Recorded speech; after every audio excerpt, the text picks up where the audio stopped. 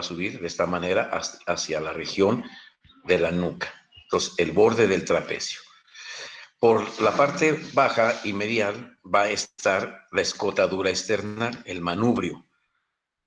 Y lateralmente se va a encontrar lo que es la cara superior de la clavícula. Entonces, repitiendo, los límites van a ser el manubrio del esternón, clavícula, subiendo por la parte posterior el borde anterior del trapecio. De ahí llegaríamos hasta la mandíbula, el borde inferior de la mandíbula. Bajamos el lado contralateral izquierdo, igual el borde anterior del trapecio, de la clavícula y del manubrio. Entonces, este va a ser nuestro espacio en donde vamos a trabajar nosotros el día de hoy. ¿Por qué explicamos los triángulos del cuello? ¿Qué utilidad ustedes le ven? ¿Quién me puede explicar qué utilidad tienen los triángulos del cuello? En algunas veces en esas regiones se pueden formar abscesos. ¿Con quién habló? Perdón, ¿con quién habló? Carlos Sánchez. Ajá, Carlos, a ver, dime. Sí, en esas regiones se pueden ubicar algunas veces abscesos del cuello. Pero anatómicamente, ¿qué utilidad tienen?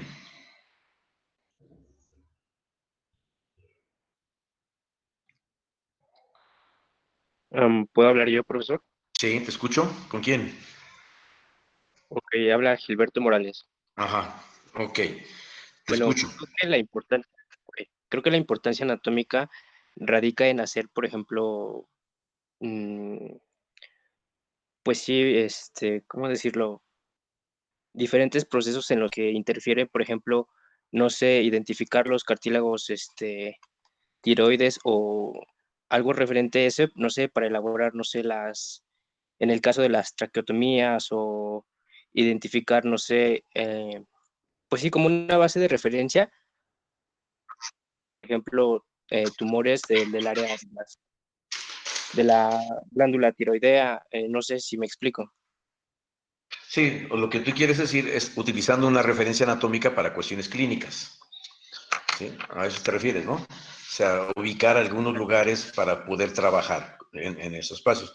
Sí, definitivamente, lo que hacemos nosotros a través de los triángulos, en primer lugar, como anatomista, yo necesito estudiar el cuello de una manera sencilla.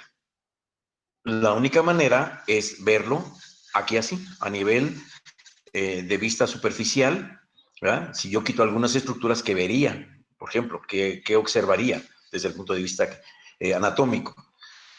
Si yo hago un corte transversal del cuello, bueno, entonces, ¿qué estoy viendo en ese corte transversal de cuello? Eso lo vamos a ver. De tal manera que entonces lo que nos interesa son estudiar el cuello, que es tan complejo, que es mucho, muy complejo por la gran cantidad de estructuras que tiene, y de una manera pedagógica, de una manera sencilla para poderlo entender. Entonces, básicamente para eso sirven los triángulos del cuello. Ahora, una vez que tú detectes, ¿verdad? El paso de estos vasos, la yugular y la carótida, bueno, ¿en dónde vas a localizarlos? Por ejemplo, en el caso de los anfiteatros, nosotros metemos soluciones de formaldehídos, ¿verdad? Algunas soluciones de conservadores a nivel del triángulo carotídeo. Juanito y Alberto, los que están ahí en el anfiteatro, ellos ya saben dónde está el triángulo carotídeo, por ejemplo. Ya saben que ahí es donde se tienen que colocar las soluciones para conservar el cadáver. El otro es en el triángulo femoral, triángulo de Scarpa. Ellos ya saben que existe un triángulo femoral y que cómo está dispuesto más o menos la vena, la arteria y el nervio. Entonces buscan los vasitos, los disecan y ahí le colocan las soluciones y así se conservan los cadáveres. Entonces, es una forma de poder identificar estructuras importantes. Tú dices en un tráqueo, sí, definitivamente también es una forma de ubicarlo. En hacer una punción subclavia, más o menos saber por dónde van algunas estructuras vasculares.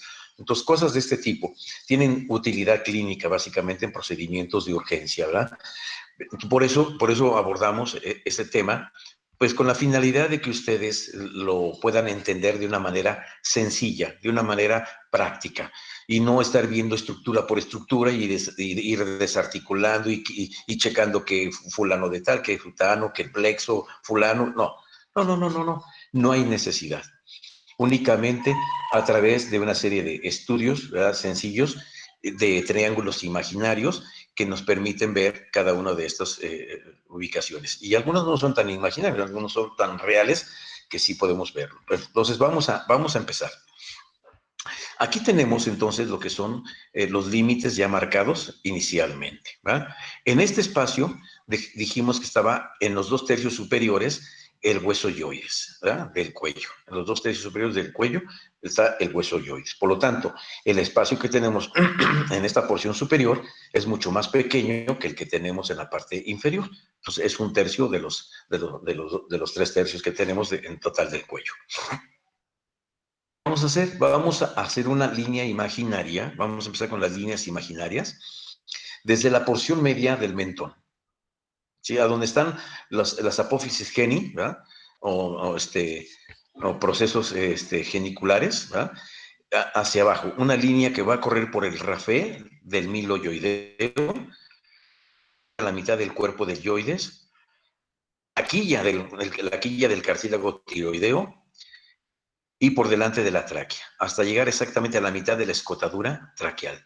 Entonces, esta línea imaginaria va a dividirnos en una parte derecha y una parte izquierda. No se me vayan perdiendo, ¿eh? Entonces, ahorita no anoten, ustedes nada más vean para que chequen. Entonces, tenemos una porción, ¿verdad?, derecha y una porción izquierda. Son prácticamente dados por la línea imaginaria que corre desde los procesos geni hasta la escotadura external. Después vamos a hacer otra línea imaginaria. Una que va dirigido desde lo que es el hueso yoides, ¿verdad?, que va a ir hacia la mastoides. Prácticamente va a estar dirigiéndose a la porción mastoidea. Van a ser 2 líneas, una derecha y otra izquierda. Casualmente, ¿verdad?, con el trayecto del músculo vientre anterior del digástrico, el vientre posterior, ¿verdad? Ahí es donde prácticamente va a pasar esa línea imaginaria.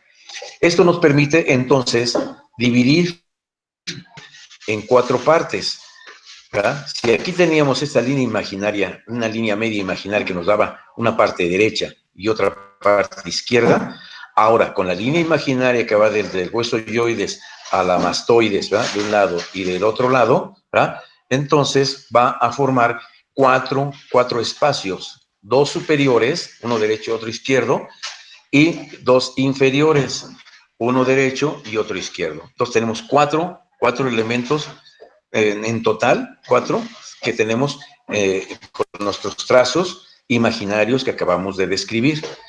En primer lugar, vamos a revisar los de la región superior. Los de la región superior, ¿verdad?, vamos a checarlos y vamos a ver las inserciones entonces, ahora sí, de lo que son los triángulos superiores. Tenemos triángulos superiores derecho, ¿verdad?, derecho, ¿verdad?, e izquierdo. Tenemos triángulo superior derecho y triángulo superior izquierdo. Triángulo inferior derecho, triángulo inferior izquierdo. De tal manera que tenemos 4 triángulos a partir de las 2 líneas imaginarias, de la línea media y de la línea que va del yoides a la apófisis mastoides. Vamos a necesitar forzosamente la presencia de los músculos y vamos a utilizar al vientre anterior del digástrico, que va desde la fosa digástrica de la cara interna del cuerpo de la mandíbula y que se va a dirigir hacia el yoides, pero con una bandeleta, lo va a unir a él, ya dijimos, con una bandeleta que lo va a dirigir, de ahí cambia de dirección y se va a ir hacia la región mastoidea. Por lo tanto, tenemos un vientre anterior y tenemos un vientre posterior del vientre anterior del digástrico. Entonces, tenemos 2 vientres, ¿verdad? Esto, ¿qué es lo que va a hacer? Con la línea media que tenemos aquí, con esta línea media, con el borde inferior de la mandíbula y con la línea imaginaria que corre de la mastoides hacia el hueso yoides, nos va a permitir formar 2 triángulos, porque el vientre anterior del digástrico y el borde superior del vientre posterior del digástrico va a formar un triángulo de color rosa y otro triángulo de color azul. ¿Ajá? De tal manera que entonces tenemos los triángulos de la región suprayoidea. Y esos triángulos de la región suprayoidea tenemos el triángulo submentoniano y submandibular. Submentoniano y submandibular. No le hagan caso a todas estas cosas, ¿eh? No se hagan bolas. Entonces, volvemos a repetir. Tenemos dos triángulos. El triángulo submentoniano, que está formado sus límites ¿por quién? Recuerden la planimetría, ¿eh? Línea media, ¿verdad? Es todo lo que se acerca a la línea media es medial o lateral, ¿verdad? Ok, entonces, el borde interno del vientre anterior del digástrico es el límite, ¿verdad? Uno de ellos. El otro es la línea imaginaria media, en la parte media, y el borde superior del yoides. Entonces, todos estos marcan la porción del triángulo submentoniano. Límites de la región del triángulo submandibular. Los límites del triángulo submandibular tenemos el borde inferior de la mandíbula, el borde superior del vientre posterior del digástrico y el vientre, ¿verdad? El borde externo, porque este era el borde interno, el borde externo o lateral, ¿verdad? Del vientre anterior del digástrico. Una cosa es ver hacia arriba, que es el borde superior, otro es el borde lateral y otro es el borde inferior. De tal manera que entonces tenemos el triángulo submandibular. Triángulo submandibular. Y aquí tenemos el triángulo submentoniano. Entonces tenemos Doctor, del lado derecho. Sí, dígame. las presentaciones del triángulo submentoniano. Tenemos entonces como referencias el borde inferior de la mandíbula. Tenemos el trayecto de la línea imaginaria por donde corre el vientre posterior del digástrico, que se continúa hasta el hueso yoides. Y de ahí la línea imaginaria media, ¿verdad? Café de los miloioideos. Entonces, si marcamos el límite del triángulo submentoniano, tenemos que está formado por lo que es el borde superior del yoides, ¿verdad? Hasta acá, línea media, ¿verdad? Del rafé miloioideo, la línea media imaginaria, y parte del borde interno, el borde interno o medial del vientre digástrico. Ahora, para el triángulo submentoniano, o submandibular, perdón, submandibular, tenemos el borde inferior de la mandíbula, el borde superior del vientre posterior del digástrico y el borde lateral, ¿verdad?, del vientre anterior del digástrico. Entonces, serían los límites de los triángulos superiores, los triángulos superiores. Nos vamos con los triángulos inferiores.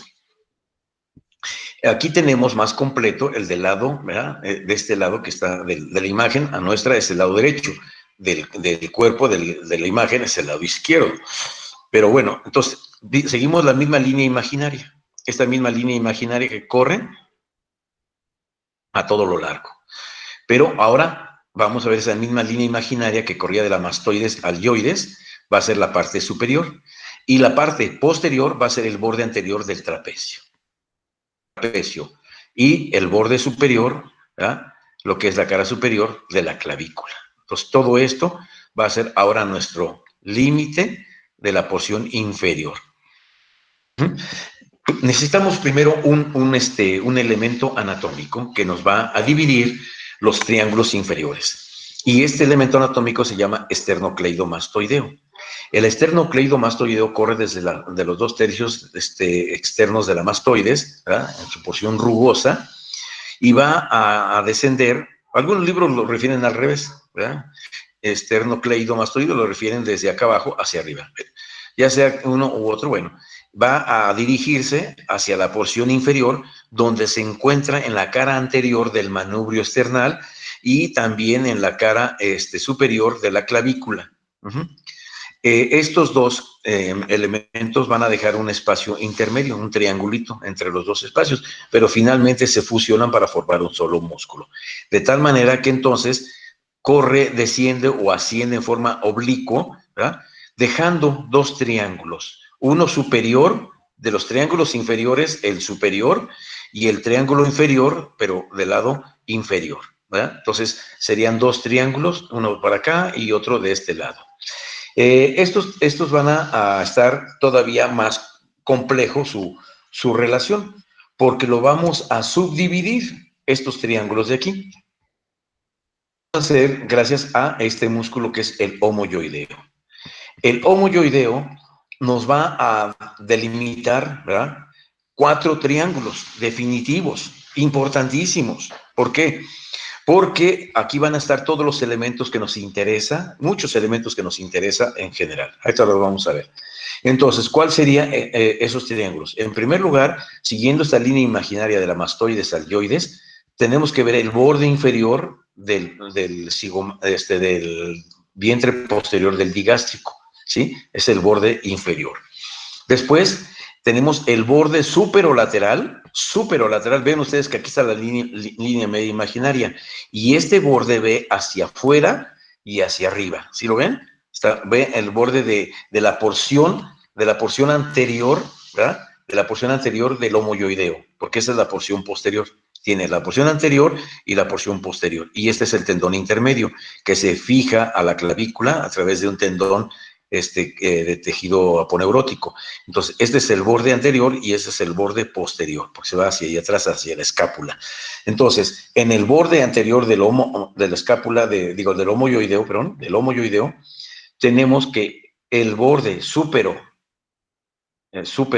externo, ¿verdad?, junto con la línea imaginaria donde corre el borde inferior del vientre posterior del digástrico y el borde súpero interno del esternocleidomastoideo en su tercio superior, van a marcar el triángulo que aquí tenemos llamado triángulo carotidio.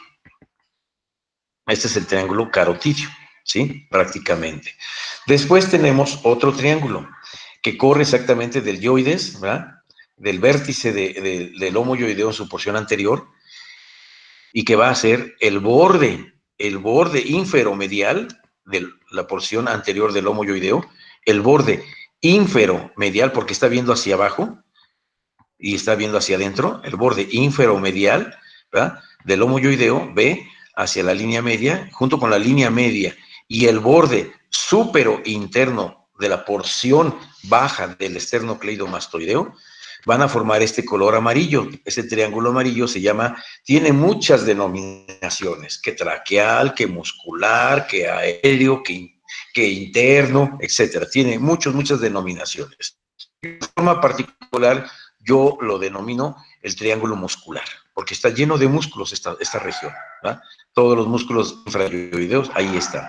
Entonces, la porción muscular, aérea, traqueal, como quieran llamarle, está delimitado entonces por el borde ínfero-medial de la porción anterior del homoyoideo. La línea media imaginaria, la porción del borde interno, ¿sí?, la porción superinterno de la porción baja del esternocleidomastoideo.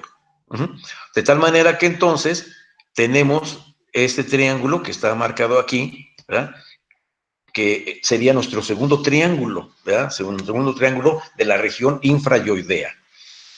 Después tenemos otro triángulo que está marcado aquí de color verde. Este triángulo de color verde, ¿verdad?, es el borde, ¿verdad?, ínfero-lateral de la porción baja del esternocleidomastoideo, pero también tiene el borde ínfero-medial de la porción posterior del homoyoideo,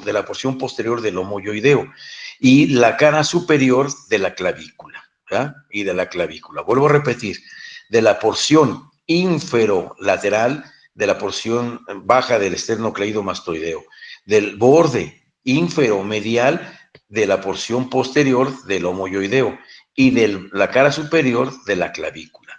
Este triángulo de color verde, por estar arriba de la clavícula, le denominaron triángulo supraclavicular. Triángulo supraclavicular, ¿verdad?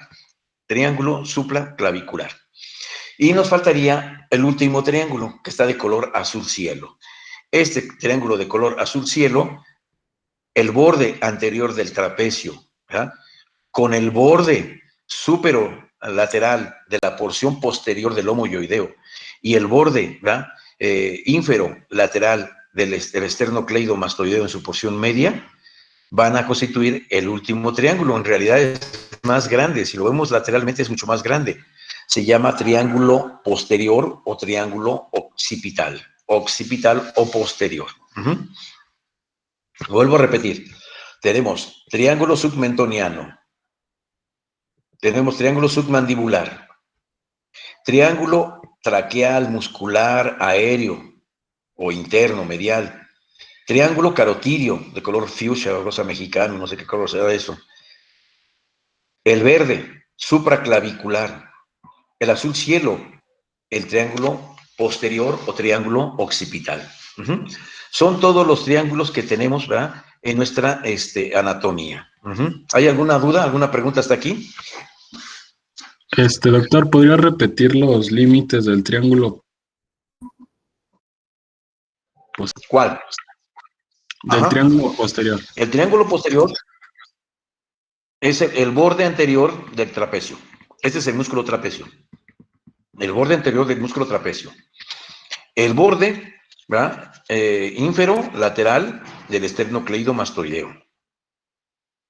El borde súpero lateral de la porción posterior del homo yoideo, Es tener los límites de la región posterior u occipital.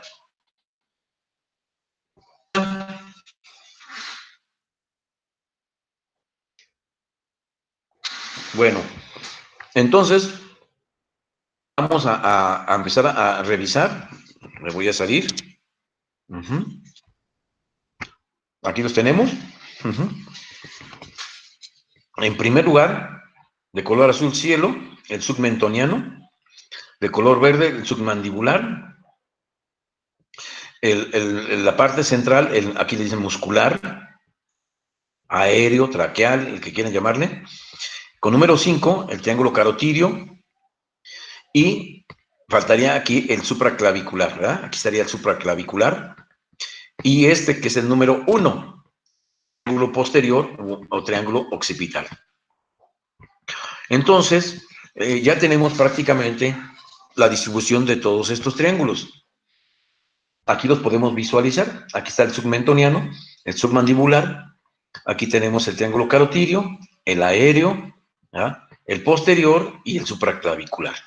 ¿Qué vamos a contener en cada uno de ellos? Por ejemplo, aquí, en el triángulo occipital, que está formado por el esternocleidomastoideo, el trapecio, ¿verdad?, parte de lo que sería siendo el homo yoideo, diente posterior del homo yoideo. Su contenido es el onceavo par occipital, por si se llama triángulo occipital. Nervio mastoideo y grupo ganglional. Estos, agréguenle, por favor, agréguenle el C1, C2 y C3 del plexo braquial. C2 y C3 del plexo braquial. ¿Por qué no lo pusieron? Bueno, pues es que son tantos elementos en el cuello, buscar los más relevantes. Pero en este caso, se trata de nervios cervicales que son importantes, ¿verdad? Entonces, agréguenselo de ahí porque el C3 inerva también parte de él al esternocleidomastoideo. ¿Se acuerdan que le decíamos que era el accesorio espinal, era el que inervaba el esternocleido y que parte del C3 también inervaba al externo? Entonces, por eso son importantes. Entonces, tenemos al espinal, a la arteria occipital, al nervio mastoideo que está en la porción superior, al grupo ganglionar del cuello, el grupo ganglionar posterior, al C1, C2 y C3. El supraclavicular, que es muy importante ¿Qué es lo que está formado, sus límites? Bueno, está formado por el esternocleidomastoideo en una de sus porciones de inserción clavicular. Después tenemos también la clavícula, ¿verdad?, aquí, y la porción del homo yoideo, en su vientre posterior del homo yoideo. Entonces, ahí tenemos a lo que es el triángulo supraclavicular. ¿Qué vamos a contener ahí? Bueno, tenemos al escaleno anterior, que son grupos musculares de la porción anterior del cuello que van hacia la columna vertebral cervical. Eso lo vamos a ver mañana, los escalenos. Entonces, el escaleno anterior. ¿Por qué el escaleno anterior es importante para nosotros? Porque tiene que ver con estos tres componentes. Cuando ustedes van a hacer una punción subclavia, exactamente por dónde va la vena, ¿sí? Y entonces se dan cuenta que la vena subclavia pasa por delante del músculo escaleno. Pasa por delante del músculo escaleno. La arteria subclavia pasa por detrás del músculo escalénico, junto con el plexo braquial. De hecho, aquí se ve, ahí se ve de color amarillito, pero baja por acá. Entonces, ahorita lo vamos a ver en otro esquema. Los de la región supraclavicular son la vena subclavia, yendo de afuera hacia adentro, vena subclavia, arteria subclavia y plexo braquial. ¿Sí? Ahí lo vamos a encontrar, esos tres componentes importantísimos, ¿verdad? Del triángulo anteriores, ¿verdad? Vamos a tener, en primer lugar, esto, la carótida, y junto con la vena yugular, que está cortada aquí, la vena yugular. Y también este nervio que corre aquí, que se llama el hipogloso, ¿verdad? El nervio hipogloso. Entonces, en el triángulo carotidio vamos a tener tres elementos importantísimos. La carótida, ¿verdad? La vena yugular y el nervio hipogloso. Vemos la bifurcación de la carótida en este lugar, la carótida interna y la carótida externa, ¿verdad? Carótida externa y carótida interna, pero entonces ahí vamos a encontrar esos elementos fundamentales en el triángulo carotidio. Vena yugular interna y nervio hipogloso, que son los que inervan a la región de los músculos extrínsecos de la lengua, ¿verdad? Ahí van acompañando, ¿verdad? Junto con el nervio vago. Ahí va el nervio vago también, ahí junto con ellos acompañan. Acuerde que el nervio vago va por la parte posterior de la carótida y de la yugular. Entonces, nervio vago, carótida, yugular e hipogloso son los elementos vasculares.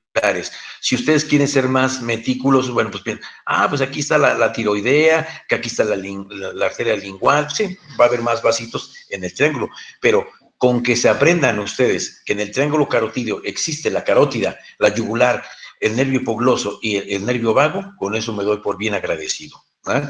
Entonces, prácticamente son los que se encuentran. Aquí en el triángulo supraclavicular, vean ustedes este detalle anatómico. Triángulo supraclavicular encontramos el plexo, ¿verdad? En este caso braquial. Son troncos secundarios los que vamos a encontrar en ese lugar. Los troncos primarios son los que salen directamente a nivel de columna vertebral, ahí son los troncos primarios. Los troncos secundarios son los que aquí aparecen, ¿verdad? Secundarios, el ántero externo, el ántero interno y el posterior. El ántero externo va a formar el músculo cutáneo y nervio mediano. Y el ántero interno va a formar el cubital y va a formar el nervio mediano. Y el nervio posterior va a formar el nervio radial. Entonces, son parte de lo que son los troncos secundarios del plexo braquial. Después vamos a verlo con más calma cuando entremos a axila, ¿no? Ahí los vamos a visualizar plenamente. Pero es importante que se vayan ustedes empapando de los troncos secundarios con el plexo braquial y todas sus ramitas, ¿verdad? Entonces, aquí va a ir acompañando la vena, la arteria subclavia, y más adelante, por delante del músculo escaleno anterior, ¿verdad? Este sería el escaleno medio. Este sería el escaleno anterior, este que está aquí. Este es el escaleno anterior, escaleno medio y el escaleno posterior. Son los tres escalenos. Y vean ustedes cómo pasan prácticamente algunos elementos nerviosos, ¿verdad? En esta región, ¿verdad? Que son nervios cervicales del plexo cervical, ¿verdad? Prácticamente. Aquí tenemos otros elementos, nervios accesorios, el espinal, ¿verdad? A esta región. Entonces, de aquí para acá sería prácticamente el triángulo posterior, porque es el C1, C2 y C3. Entonces son del plexo cervical y aquí estaría el espinal. Y tal correría por acá, así, haría esta parte de aquí, sería este trayecto. Entonces por eso estaría la arteria occipital. Entonces aquí tenemos elementos importantísimos, ¿verdad? En lo que viene siendo en esta región. Aquí tengo otro esquemita donde se puede visualizar con más claridad. Posterior, la cadena ganglionar que había mencionado ahí inicialmente, esta cadena ganglionar, ¿verdad? Prácticamente tenemos la región del triángulo occipital, aquí vemos cómo pasa, ¿verdad? Bien, y el plexo braquial, ahí está, toda la región del plexo cervical, C1, C2 y C3. Ya después viene el plexo braquial, ¿verdad? En esta región para irse a la extremidad superior. Y la vena pues, quedaría por delante. La parte central del triángulo aéreo, ¿qué encontraríamos en el triángulo aéreo? Pues encontramos la tráquea, la laringe, encontramos la glándula tiroides, paratiroides, encontramos los músculos infrayoideos, ¿verdad? Encontramos parte de las tiroideas superiores y la tiroidea inferior, ahí viene, la tiroidea, es el tronco tirobicérvico escapular, ahí viene la tiroidea inferior, ¿verdad? Encontramos también parte de los elementos de la yugular anterior, la yugular interna en la porción del triángulo carotidio, pero que va a tener un trayecto donde alcanza parte del triángulo aéreo en su porción inferior, antes de unirse a los troncos brachiocefálicos. Bueno, parte de él llega a ser parte del triángulo aéreo. Encontramos terminaciones como sería el glosofaringio, pero en la porción superior, que viene de la región submandibular, y se dirige hacia la región del triángulo aéreo, prácticamente hacia la región baja, ¿verdad? Se dirige hacia esta dirección. Aquí alcanzamos a ver cómo tenemos prácticamente plexos carotidios, van a formar plexos carotidios en el triángulo carotidio. Esta dilatación que tenemos aquí es de la carótida interna, porque aquí se metería a lo que es el peñasco del temporal para irse al piso medio del cráneo. Este se llama seno carotidio. Este seno carotidio es donde están los presobarroreceptores, los que controlan la presión arterial, aquí, en este lugar. Entonces, nos mandan mensajes de cómo se encuentra actualmente la presión arterial. Entonces, aquí en el seno carotidio. Entonces, prácticamente todo estos son elementos del triángulo aéreo, triángulo carotidio, triángulo supraclavicular, triángulo occipital. Entonces, por eso es importantísimo que ustedes lo recuerden. En un corte transversal, va a variar muchísimo. Va a variar muchísimo, ¿por qué? La columna vertebral, ¿verdad? La columna vertebral cervical va a tener procesos transversos, aquí, procesos transversos, proceso espinoso, aquí estaría la parte posterior y estaría la parte anterior del cuello. Aquí tenemos prácticamente todo lo que es el compartimento anterior, este es el compartimento anterior, este sería el lado nucal, el compartimento posterior o nucal, ¿sí? Entonces eso lo van a ver sus compañeros en una exposición. En la parte anterior, ¿verdad? Está formado todos estos elementos, ¿verdad? Aquí tenemos la piel del cuello, después viene el tejido celular subcutáneo, este es el tejido celular subcutáneo, ¿verdad? Y aparecen estas líneas blancas. Esas líneas blancas que no es más que tejido conectivo, plano, ¿qué va a hacer? Va a dividir en compartimientos. Va a dividir un compartimento anterior con un compartimento posterior, ¿sí? Ahora, de este compartimento anterior lo va a subdividir en aponeurosis cervical superficial, aponeurosis cervical media y aponeurosis cervical profunda o posterior, ¿sí? De tal manera que entonces tenemos tres compartimentos en la porción del cuello, uno anterior, uno medio y otro posterior. Los posteriores, si se dan cuenta ustedes, está formado por los músculos escalenos. Aquí están los músculos escalenos, ¿sí? Estos que vimos hace rato se dirigían hacia la columna vertebral, dijimos, bueno, son los del compartimiento posterior. Los del compartimiento medio tienen que ver con la gran cantidad de grasita que hay acumulado de color amarillo, pero vean ustedes a quién está envolviendo el compartimento medio del cuello, neurovascular. Sí, a ese paquete que vimos en el triángulo carotidio hace rato, bueno, aquí lo estamos viendo, la carótida, ¿verdad? Aquí tenemos la carótida, tenemos la yugular interna, ¿verdad? Encontramos prácticamente al nervio vago, ¿verdad? Prácticamente, y encontraríamos el asa cervical, ¿verdad? Del hipogloso. Entonces, ahí estarían los cuatro elementos que constituyen el triángulo carotidio. Increíble, ¿no? Entonces, ahí se acumulan. Vean ustedes quién está cubriendo a este paquete. ¿Quién lo está cubriendo? ¿Quién será este? ¿Quién me dice? Este músculo que está aquí. El esternocleido, mastoideo. Mastoideo. el esternocleidomastoideo, estos paquetes musculares son del esternocleidomastoideo.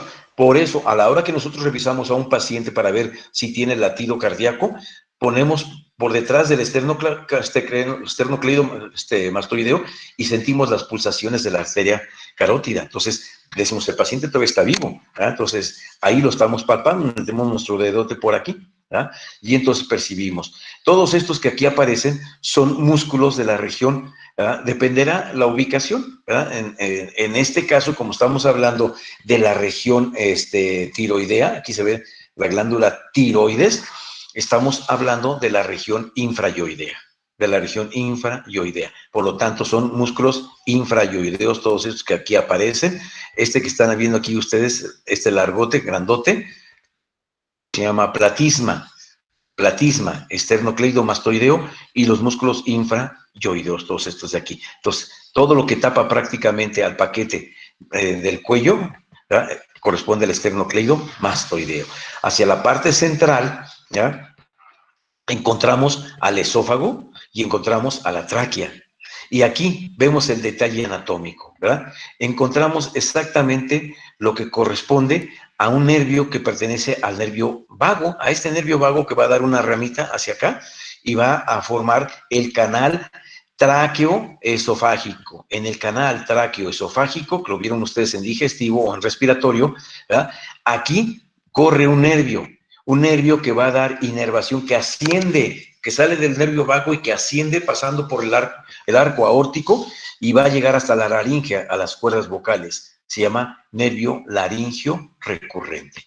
El nervio laringio recurrente, entonces, se encuentra ubicado en el canal tráqueo-esofágico. Y por detrás de los lóbulos tiroideos, muy cerca del nervio laringio recurrente, encontramos los vasos tiroideos, la arteria y la vena tiroidea, formando plexos arteriales tanto para la glándula tiroides como para las glándulas paratiroideas. Entonces, vean ustedes la relación tan estrecha que hay a nivel de cuello. Por la parte posterior, ¿verdad? Nosotros vemos por la parte posterior, dentro de lo que viene siendo los agujeros transversos de las vértebras cervicales, alcanzamos a visualizar ¿a quiénes? A las arterias vertebrales y a las venas vertebrales. ¿Se acuerdan que ayer les comentaba que cuando surgía de la arteria subclavia, ¿verdad?, esta arteria subclavia iba a emitir una arteria que se iba a introducir por los agujeros transversos? Es esta que está aquí. Es la primera que emite. Por debajo está la mamaria interna, por arriba la arteria vertebral y el tronco tiro-bicérvico escapular. Bueno, la arteria vertebral se va discurriendo por los agujeros transversos, va subiendo, y al llegar a la región occipital se introduce para formar lo que es exactamente el tronco de la basilar. ¿Se acuerdan que ayer lo mencionábamos? Ese tronco de la basilar que se va a anastomosar a través de su ramo terminal, que es la arteria occipital, y que va a formar el polígono cerebral junto con esta arteria que es la carótida interna. Al ingresar al piso medio del cráneo, va a formar la arteria cerebral media, la comunicante anterior, la cerebral anterior, la comunicante posterior. Todas ellas van a formar un polígono cerebral, ¿verdad? Allá en la porción, ¿verdad?, que está en la región media de la silla turca, y en el clivus, ¿verdad?, en la porción del dorso de la silla, de la hipófisis, va a estar descansando, junto con el tallo cerebral, va a estar descansando la arteria vertebral. De tal manera que entonces esta arteria vertebral la encontramos nosotros aquí ubicada dentro del agujero transverso de las vértebras, ¿verdad? Ya en el centro, bueno, pues ahí vemos el canal medular, ¿verdad?, con sus segmentos medulares, van a formar los plexos cervicales. A este nivel van a formar los plexos cervicales, ¿no? Entonces, prácticamente podemos decir que en un corte transversal de cuello podemos visualizar estos componentes. Hacia la parte más externa, ¿verdad?, vemos las venas yugulares externas que están por delante del músculo cutáneo del cuello, por debajo de la capa subcutánea. Aquí vemos una y aquí vemos otra, ¿verdad? Entonces son prácticamente vasos que vienen de la yugular externa.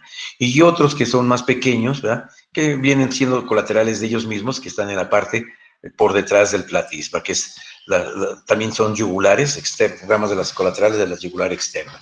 Entonces, prácticamente, en un corte transversal nos permite ver, ¿verdad?, todos los componentes que acabamos de visualizar. Aquí vean ustedes, les decía, ¿ya? Este hermoso esquema nos permite ver lo que es el tronco brachiocefálico, porque está del lado derecho, la carótida primitiva, que llega al borde superior del cartílago tiroides, ¿verdad? Y vemos cómo se ve la arteria tiroidea superior, se mete a la membrana tiroidea, que entonces por ese orificio, ¿verdad?, tiroideo, se introduce junto con el nervio laringio recurrente, por ahí se meten los dos, y entonces, el laringio superior, por el laringio superior, el laringio recurrente corre por acá abajo, el laringio superior por ahí se mete, y la porción a nivel del borde superior se bifurca, se va a bifurcar, va a dar la carótida interna que se introduce por el peñasco del temporal. Vean, ahí está, el peñasco del temporal. Al llegar adentro, da el sifón carotidio. Este sifón carotidio va a dar la arteria oftálmica. Pero, obviamente que ahí no para todo. ¿Por qué? Porque la arteria subclavia va a dar la arteria vertebral. Esta arteria vertebral que va a correr, ¿verdad?, la arteria vertebral que va a correr, ¿verdad?, en esta porción, por todo lo que son los canales, agujeros transversos de las primeras 6 vértebras cervicales. 1, 2, 3, 4, 5 y 6. De las primeras 6 vértebras cervicales, al llegar al agujero occipital, se une con la contralateral, al introducirse por el agujero occipital, y forman el tronco de la basilar. Al formar el tronco de la basilar, aquí estaría el clivus. Este es el clivus, todo esto. Aquí estaría el puente, el mesencéfalo, la médula oblongada, ahí estarían descansando sobre la arteria vertebral. En el surco que tiene el surco pontino, bueno, ahí descansa. Y entonces va a dar la arteria, como rama terminal, la arteria occipital, ¿verdad?, la arteria cerebral posterior. Esa arteria cerebral posterior, ¿verdad?, se va a comunicar con las ramas de la carótida interna, que va a ser la comunicante posterior, y la cerebral media, cerebral anterior y comunicante anterior. Entonces, forman el polígono cerebral por arriba de la silla turca, y por detrás de la silla turca, el tronco de la basilar. Entonces, son los dos circuitos arteriales que tiene en la cavidad craneal. Por la parte externa tenemos la carótida externa. Entonces, aquí está la tiroidea, la lingual, la facial, la occipital, la auricular posterior, profundamente la faringe ascendente. Después tenemos la maxilar interna y la temporal superficial, que es esta que está cortada. Entonces, ahí tenemos prácticamente. Para que no se complique en la vida, aquí tenemos un resumen del sistema arterial. Aquí tenemos el tronco arterial, ¿verdad?, que está del lado derecho, la carótida y la subclavia. Entonces, ¿qué es lo que va a suceder? Bueno, en este caso va a dar la arteria, la arteria escapular, va a dar la arteria vertebral, ahí se ve la arteria vertebral, una de cada lado, se va a anastomosar con ramas de las arterias espinales, son arterias espinales de la médula espinal, son espinales posteriores, se une con los de la región de la vertebral contralateral para formar el tronco de la basilar. Entonces, aquí va a dar la cerebral posterior, ¿ah?, aquí, estos van a ser las arterias cerebelosas anteriores, cerebelosas posteriores, laberínticas, pontinas, etc. Y de ahí, tanto la cerebral posterior junto con los ramos de lo que viene la arteria carótida interna, ¿sí?, este es el sifón carotidio. ¿Qué es lo que va a hacer? Va a dar la comunicante posterior. Aquí está, esta es la comunicante posterior. Esta es la cerebral media. Esta es la porción de la cerebral anterior, de los dos lados, y uniéndose por la comunicante anterior. Cerebral, y es el tallo del tronco de la basilar. Entonces, ¿hay comunicación entre ellas? Sí, sí hay comunicación, porque la carótida externa dijimos que iba a dar un ramo, que era la arteria facial, que iba a ir a la cavidad orbitaria, y que un ramo de la carótida interna, ¿verdad?, como era la oftálmica, iba a tener su ramo terminal, que iba a tener una anastomosis entre las dos carótidas. Pero también entre otros ramos que son de la supraescapular, ¿verdad?, va a tener ramos con la carótida externa. Casi todo el organismo tiene anastomosis en cada una de ellas. Pero bueno, este es un esquema de López Antúnez, donde se puede ver exactamente bien el trayecto de cada uno de los sistemas arteriales, ¿verdad?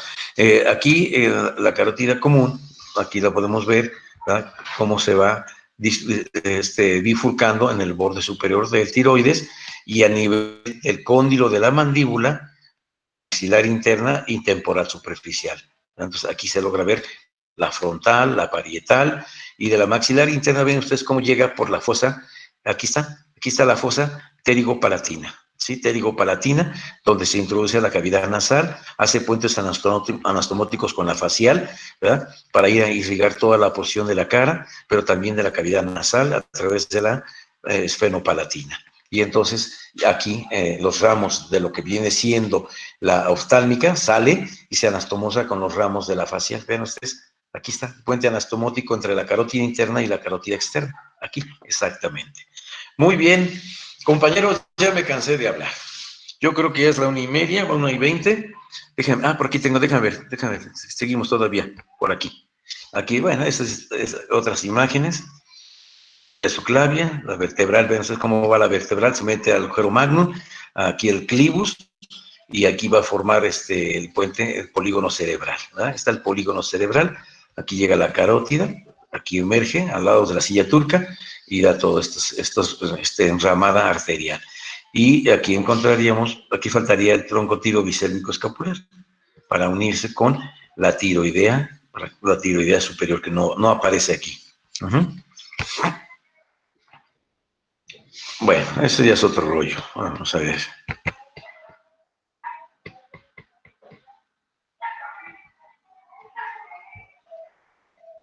Muy bien. Mañana vamos a ver los músculos escalenos. Vamos a ver músculos escalenos y vamos a checar pues esto, ¿sí? El trayecto del nervio trigémino. Pónganse a estudiar, les voy a preguntar trayectos del nervio trigémino y del plexo cervical. Estos dos ustedes me lo van a explicar para ver cómo está, a quién va a ir a inervar. Y entonces empezamos con músculos escalenos, con los músculos de la región anterior del cuello, y nos vamos con estos dos. Y con esto terminaríamos la porción del cuello. ¿Preguntas de aquí de cuello? ¿Preguntas? Hay mucho que estudiar por lo que ustedes verán, ¿no? Hay que checar bastante relaciones anatómicas a nivel de cuello. ¿Sí? Sí, doctor. Una duda. Bueno, es más de... ¿hay posibilidad de que nos pueda prestar sus diapositivas? Sí, ¿cómo no? Bueno, es que yo hace Sí, rato con mucho perdí el gusto. internet como media hora y no me podía conectar. Entonces me quedo como con la duda. Sí, no te preocupes, yo les paso mis presentaciones. Claro que sí, para que les sirva de repaso al final.